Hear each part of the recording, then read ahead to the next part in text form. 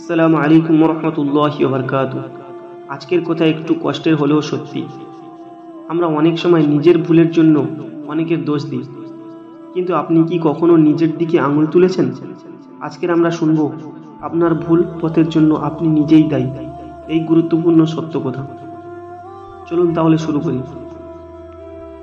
ভাই, আজ আপনি যেই অবস্থায় আছেন তা হয়তো আপনার নিজের ভুল কিছু সিদ্ধান্তের ফল। কেউ জোর করে আপনার গুনাহের পথে ঠেলেনি, আপনিই পা বাড়িয়ে দিয়েছেন। আল্লাহ তাআলা কুরআনুল কারীমে বলে দিয়েছেন, নিশ্চয়ই আমি মানুষকে সঠিক পথ দেখিয়ে দিয়েছি। এখানে সে চাই কৃতজ্ঞ হতে আর চাই অকৃতজ্ঞ হতে। সূরা আদ-দাহর আয়াত নম্বর 3।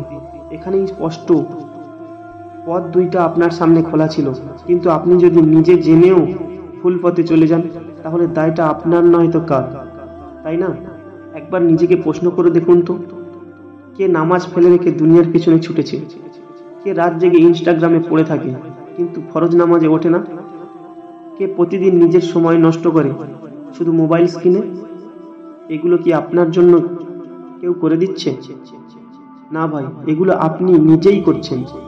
আর আল্লাহ তাআলা কাউকে জোর করে হেদায়েত দেন না। তার রাস্তা খোলা আছে, কিন্তু হাঁটতে হবে আপনাকেই।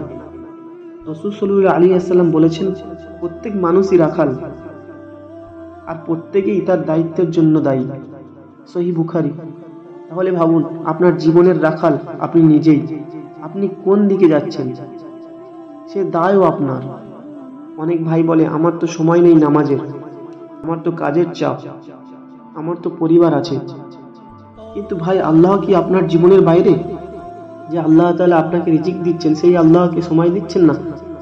সেই আল্লাহকে সময় না দিয়ে আপনি কিভাবে চান সফলতা আসবে? আজ যদি আপনি নিজেকে না বদলান, তাহলে আগামীকাল আরো অন্ধকার হবে।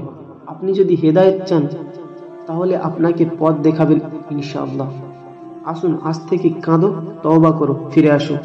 আপনি এখনো দেরি করেননি। জীবনটা একটাই, আল্লাহ তাআলার পথে চলা ছাড়া আর কোনো রাস্তা নেই, শান্তিও নেই।